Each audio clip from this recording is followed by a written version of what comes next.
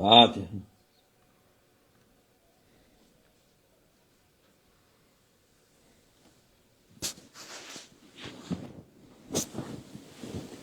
Selamun Aleyküm.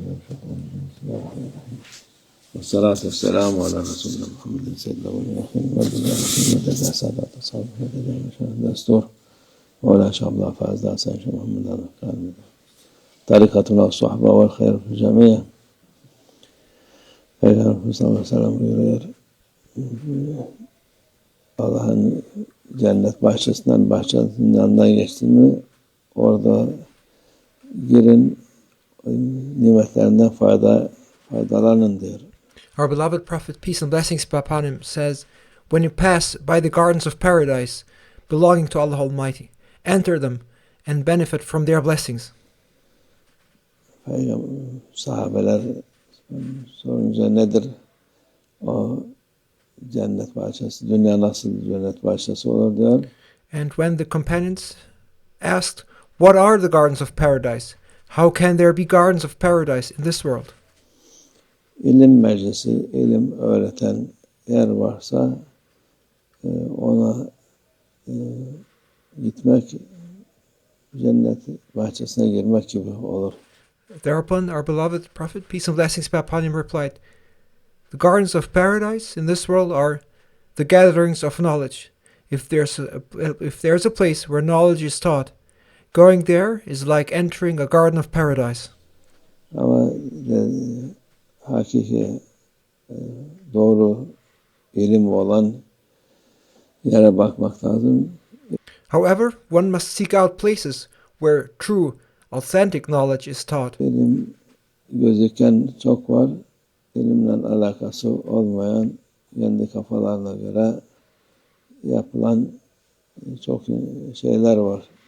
There are many places that appear to offer knowledge but have nothing to do with it. There are many places that appear to offer knowledge where things are made up according to people's own minds and according to their own whims. Kur'an'dan öğretiyoruz derler. Kur'an azimüşşan sünnetten, hadis olmadan anlamazlar, anlaşılmaz. They claim we teach from the Quran, but you must know that the glorious Quran cannot be understood without the Sunnah, without the Hadith. Peygamber sallallahu aleyhi ve sellem hadis-i şerifleri Kur'an'ı açıklar, hükümlerini gösterir, ne yapılacak, ne yapılmayacak diye gösterir. It is the noble sayings of our beloved Prophet, peace and blessings be upon him, that explain the Holy Quran, that demonstrate the Holy Quran's rulings and clarify what should and should not be done. Onda en mühim şey mümin için Peygamber sallallahu aleyhi ve sellemin yolundan gitmesidir.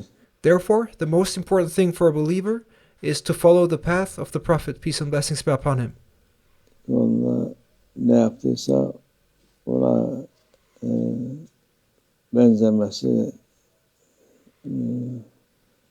yapabildiği kadar yapması mümin için, Müslüman için, tarikat ehli için yani yapması lazım olan şeylerdir. Trying to resemble the Prophet, peace and blessings be upon him, in whatever he did, and following his path to the best of one's ability, are the necessary duties of every believer, in fact, of every Muslim, and especially of every follower of the Tariqah. Yapabildiği kadar yapsın. Yapmadığı One should do as much as they are capable of, o da Allah affeder. and if one falls short of in fulfilling the sunnahs, may Allah Almighty forgive. Günahı yok yani şeyin. Farz olmadıktan sonra sünnetleri, başka şeylere günah ya cezası yok onların. There's no sin or punishment for missing non-obligatory acts like the sunnah or other voluntary deeds.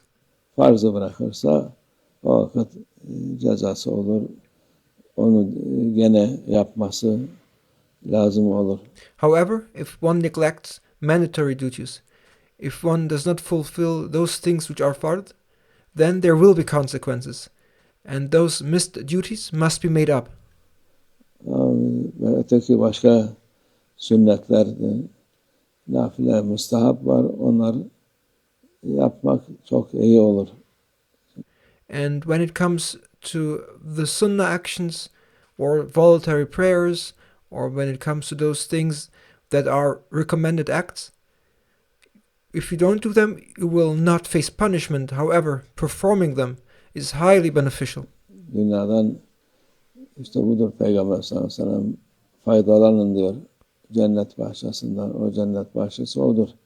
And this is exactly what our beloved Prophet, peace and blessings be upon him, meant when he said, benefit from them. That is the garden of paradise in this world. O ne kadar faydalanıp bir şeyler öğrenip de onu kendin devam etmen, senin için o rızıktan almış olman hem şey olur, manevi kuvvet olur. And the more you learn about the way of the Prophet, peace and blessings be upon him, the more you learn and try to apply consistently, the more you try to benefit from the way of the Prophet, peace and blessings be upon him. And the more you apply these teachings, the more you partake in that spiritual provision. Hem vücuda da kuvvet olur. Yani bir manevi olunca vücut da kuvvet bulur. Dünya ahiret faydalanmış olur. When you follow the way of the Prophet, peace and blessings be upon him, you will be receiving spiritual provisions. And these provisions will provide for you both spiritually and physically, and you will gain spiritual as well as physical strength. Because when the spirit is strong, the body gains strength too, bringing benefits in this world and the hereafter. Allah hayırlı meclisler versin. May Allah Almighty grant us blessed gatherings of knowledge. Çünkü bazı şimdi yolda bu Peygamber yolunda giden insanlara Ehl-i Sünnet ve Cemaat olarak bilinir. Those who follow this path, those who follow the path of our beloved Prophet, peace and blessings be upon him, are known as the Ahl-i Sunnah wal Jama'ah. Onun dışındakiler o dış Peygamber Efendimiz sallallahu aleyhi ve sellem'in yolunu kabul etmeyenler Ehl-i Sünnet ve Cemaat'tan kabul olmaz. And those on the outside who do not accept the path of our Prophet, peace and blessings be upon him, are not considered part of the Ahl-i Sunnah wal Jama'ah. Onlar kendilerini öyle gösterirler ama hiç alakası olmaz. They might portray themselves as such, but they have in fact absolutely no connection to it. Peygamber sallallahu aleyhi ve sellem yolu doğru yol odur. The path of our beloved Prophet, peace and blessings be upon him, is the true path. Ona tabi olmak kurtuluştur. Following his path leads to salvation. Allah hepimize sabit kadem versin inşallah. May Allah Almighty give to us all firm feet and make us be steadfast in following this way, inshallah. Amin. Allah tevfik. El-Fatiha.